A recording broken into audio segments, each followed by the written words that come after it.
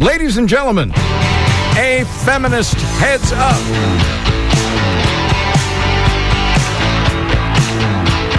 They better put our uteruses in a lockbox and keep their hands off them! Stop all you bitches! Stop all you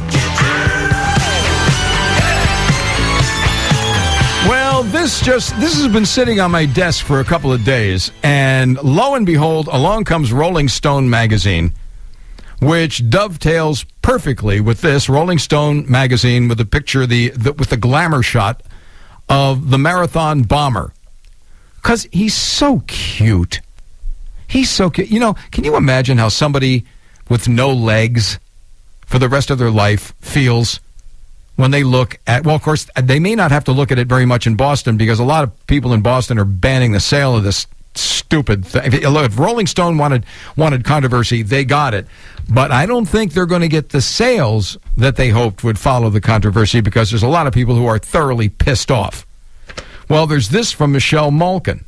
Women who love sociopaths. I'd like to declare a war on women, namely all those cringe-inducing ninnies who lust after every celebrity criminal defendant with big muscles, tattoos, puppy dog eyes, or Hollywood hair. You know who I'm talking about, right? America's bad boy groupies. They're on the courthouse steps with their free Joe car signs, cooing over how hot and cute the Boston Marathon bombing suspect is. He, quote, can blow me up with babies, unquote. That was from one moral reprobate, quipping shortly after his capture. Here's another. I'm not going to lie. The second bombing suspect, Dzhokhar Tsarnaev, is hot. What's the matter with these people? Among the calloused accused killer's victims, in case you've forgotten, was an 8-year-old boy by the name of Martin Richard, who had been cheering on his dad and other family members in the race. But then again, who cares about an innocent child? A child who's dead, blown to bits by pressure cooker bombs in the name of Allah. In the heat or in jest, these depraved females continue to spread viral photos, memes, and hashtags of their Islamist idol. One woman showed up at Tsarnaev's court appearance Wednesday donning a Free the Lion t-shirt. Another sported a Dzhokhar Tsarnaev is innocent t-shirt, while her gal pal shouted, exonerate! Now, for those ladies who prefer jocks to jihadis, there's accused murderer / NFL star Aaron Hernandez, member of the Bloods gang. He's fine as wine, one woman lusted. Here's another. He's too damn sexy to go to prison. Oh, here's another. He can come to jail at my house.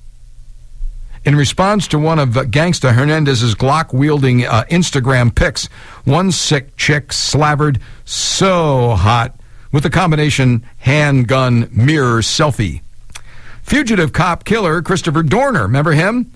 He also had his own fan club.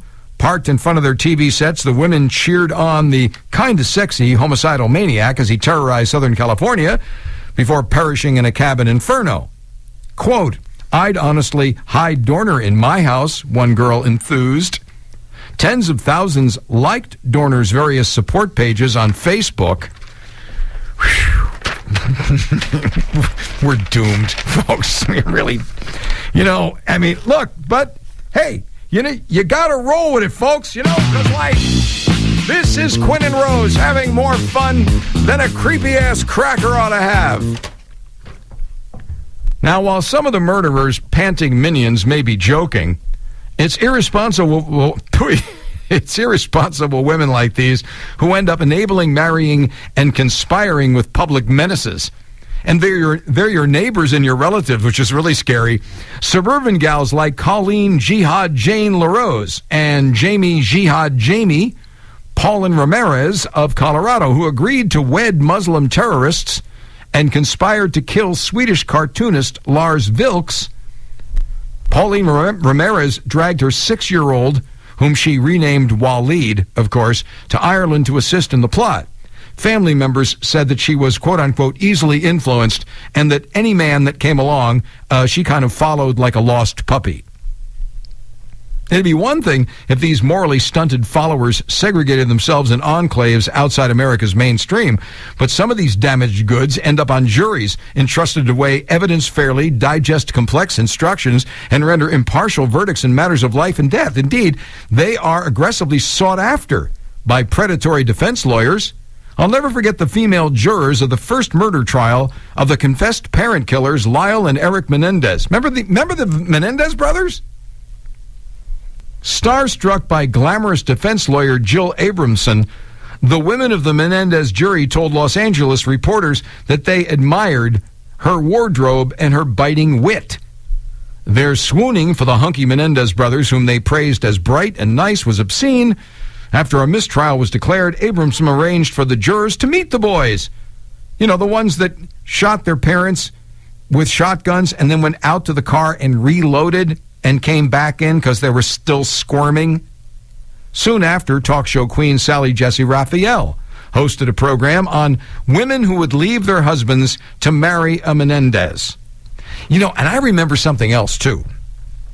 They interviewed a juror in the first trial and asked, you know, why she felt the way that she did, and she said, "It's so sad.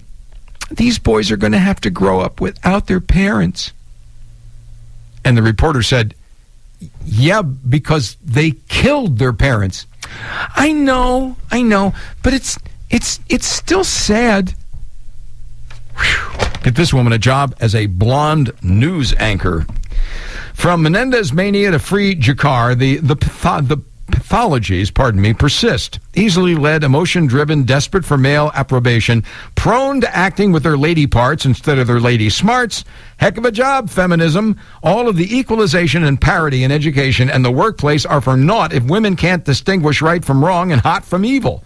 Lesson learned. You can indoctrinate generations of American women in the ways of gender empowerment, but you can't make them think straight. We'll be right back.